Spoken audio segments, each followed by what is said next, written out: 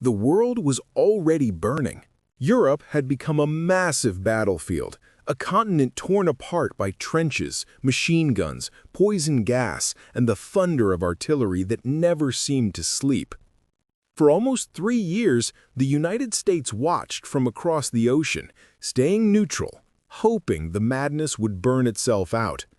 But in 1917, something happened. Something that pushed America into the deadliest war the world had ever seen.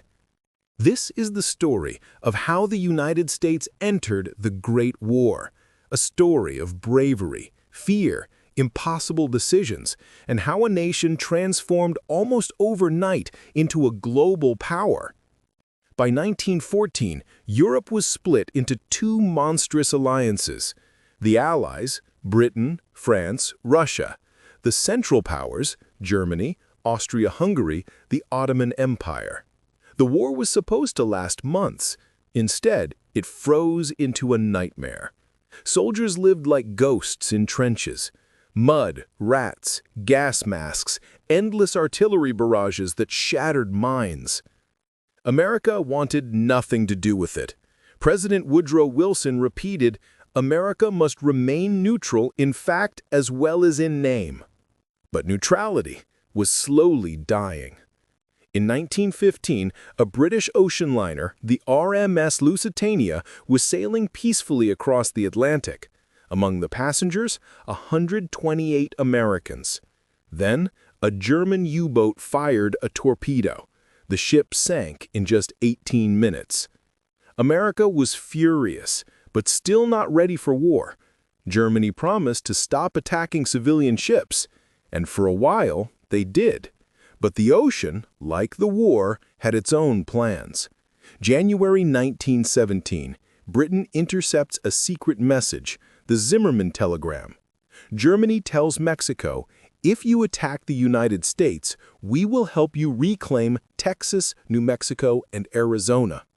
America's jaw dropped. Germany wasn't just sinking ships, they were plotting to bring war to American soil. The message was shown to President Wilson. That was the moment neutrality died. April 2, 1917, Wilson stood before Congress. With a heavy voice, he declared, "The world must be made safe for democracy." On April 6th, the United States officially entered World War I. But there was a problem.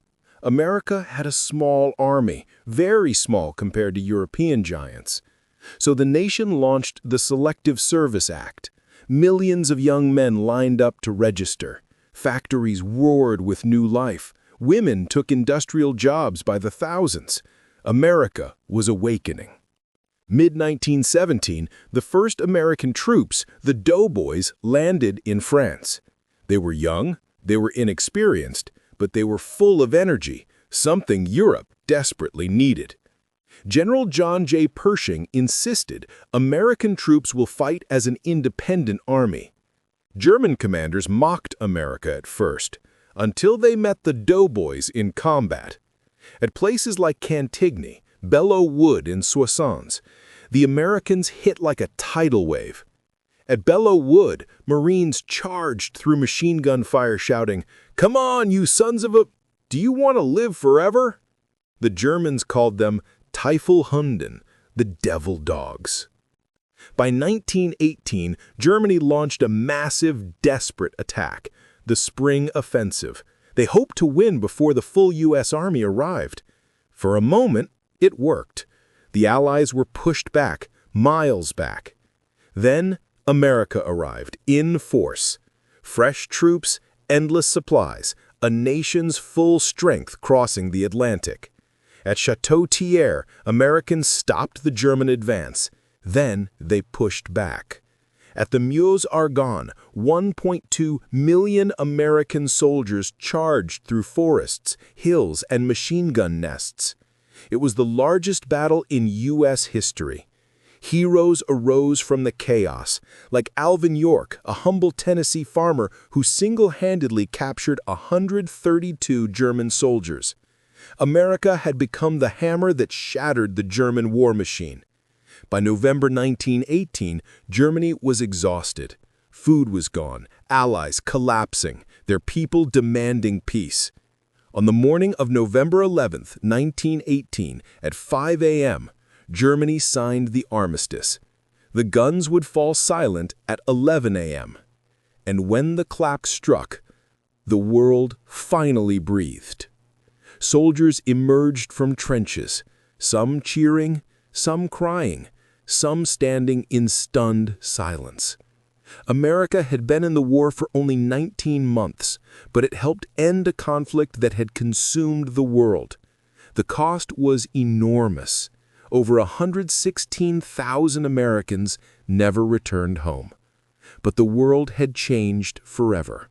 The United States had stepped onto the world stage, no longer just a nation, but a global power. This was not the end of conflict, but it was the end of an age. World War I was called the war to end all wars. Sadly, history had other plans. But the courage, sacrifice, and determination shown in 1917 to 1918 will never be forgotten.